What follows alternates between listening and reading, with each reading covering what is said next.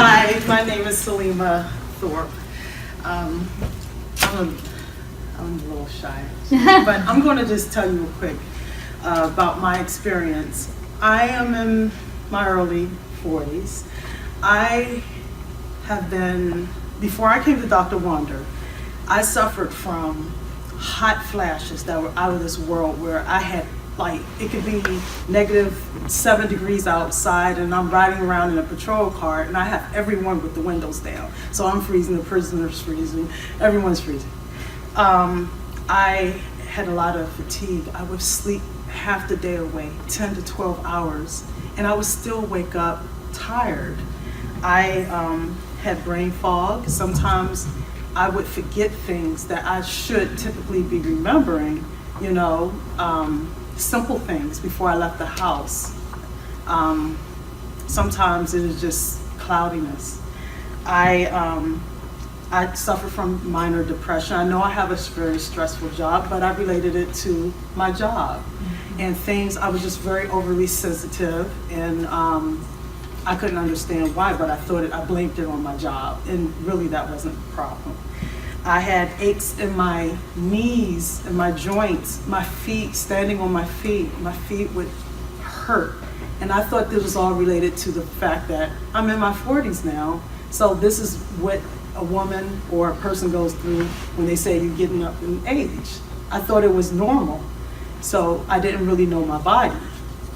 I've been suffering with hot flashes probably for the last 3.5 years.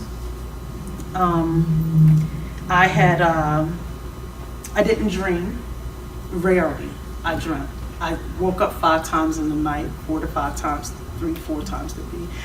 I didn't use the bathroom every day. Sometimes once a day, sometimes once every 3 days. If I go on vacation, maybe at the end of the vacation. And that was a norm for years since I was in my 20s. Well, my mom brought me to this seminar with Dr. Wonder.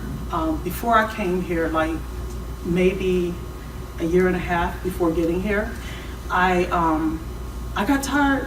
About a year ago, I was very concerned about being premenopausal from the hot flashes. It was like at night, it was during the job, when I eat certain foods, I would just start flashing and sweating. So I went to my doctor. I'm like, doctor, I need you to like really go over me, and you know, like something's going on. I'm young and I'm premenopausal. So she was like, okay, we'll go get your blood work. Got the blood work done, came back with the results. She said, oh, you're not menopausal. Your hormone levels are a little off, but you're not menopausal. Then she was like, well, have you experienced anything else? And I would tell her, my knees are achy.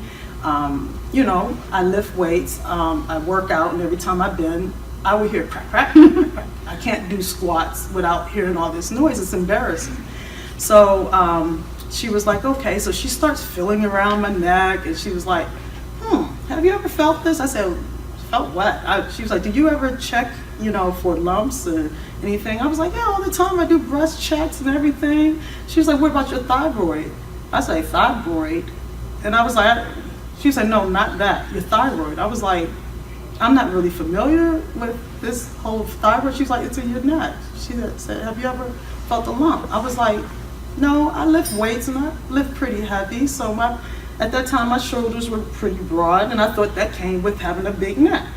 So she was like, no. She was like, you have a massive lump on your neck. Your thyroid is very enlarged.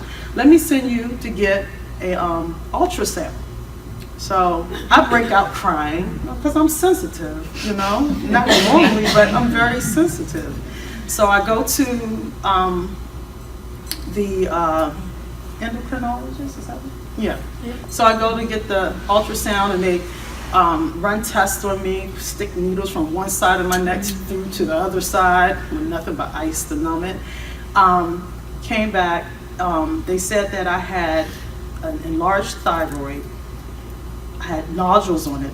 One side was a goiter that was so large that was pushing over my esophagus, where it was cutting off my airway.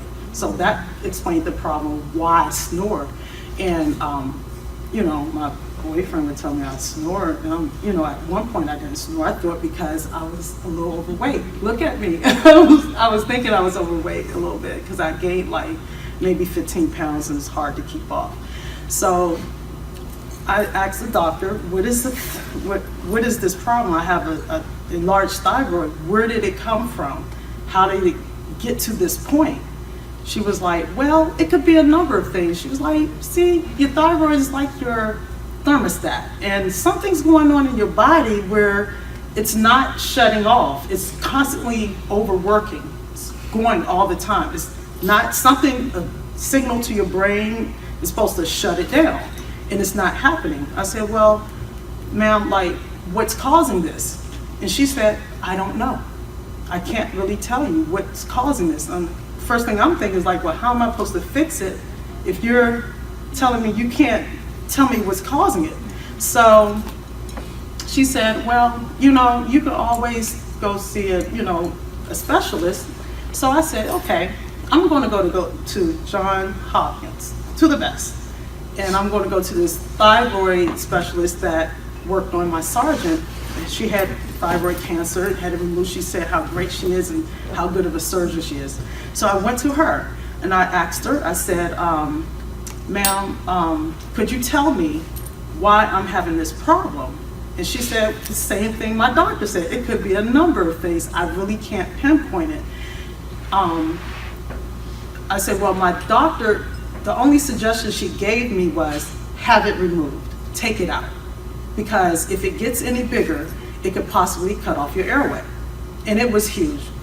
And I talked to the specialist and she was like, well, can you breathe okay? I said, yeah. When I lay down, I could feel it kind of with pressure on my neck, and I wake up snoring. I can hear myself snoring, so it wakes me up at times. And she was like, well, is it hindering your way of life? I said, no, it's not. I have flashes and so forth. She was like, well, I'm not going to suggest you take it out right now. I could take half of it, and you can live without medication with the other half of your thyroid, or you could just wait until later and when it gets worse, and then we could just take it out. And I wasn't happy with any of those results, any of those suggestions. So I said, okay.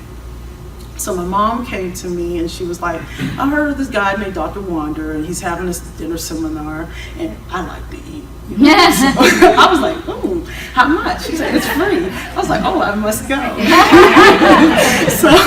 so I'm sorry, I can't free food. So, you know, it's an opportunity to spend some time with my mom. So we came and I listened, and I'm like, he started talking about everything that I was going through, from the not using the bathroom to the hot flashes to everything, sleep deprivation, everything. And I was like, that sounds like me. I think I have Hashimoto's. I said that right? Okay. So I said, you know, I want to get this test. So I got the test, and I don't have Hashimoto's. And I'm like, oh, he can't help me, you know? So I said, well, let me just look a little further into this. Maybe it's something else, and maybe he has an answer that my doctor doesn't have an answer. I need an answer. So I ran through these tests, the saliva, the stool, which is the work, but I had to do it, and the blood work. And I actually took the results from the blood work and I took it to my doctor. And I said, I'm seeing this doctor named Dr. Wonder. I need you to look at this and just tell me, does this look like anything that you would test me for? And she looked at it and she said, who is this guy again? I said, Dr. Wonder. She said, well, he tested you for everything I would test you for plus some. I would have never thought about testing you for some of these things. And I'm looking at her like, you're my doctor. You should know these things, you know? So I was like, okay. So she was like, sounds like he knows what he's talking about, because these are some really good tests. So I said, okay. That was my confirmation that he knew what he was talking about. Okay, now I start with Dr. Wander. It's been since January 23rd was my first initial day of working with Dr. Wander on the program. 3 weeks in, no, it's been about 5 weeks now, Okay, I would say about 3 weeks in, I go to lunch with my mom and my brother, and we're sitting there, we're talking, and my mom looks at me, she was like, you lost some weight. I'm like, really? So, and my brother's like, yeah, you did. And so all of us are on a cleanse, okay? I'm on Dr. Wander's. They're on their own. My brother's on my mom's on some maple syrup and lemon and cayenne pepper. My brother's on some other, I don't know, raw veggie thing. I don't know, no meat. Okay, so, and I'm on Dr. Wander's, and he would look at my neck. He said, oh, you don't look like a quarterback anymore. So he says that my neck, and they both looked at my neck, and it shrunk.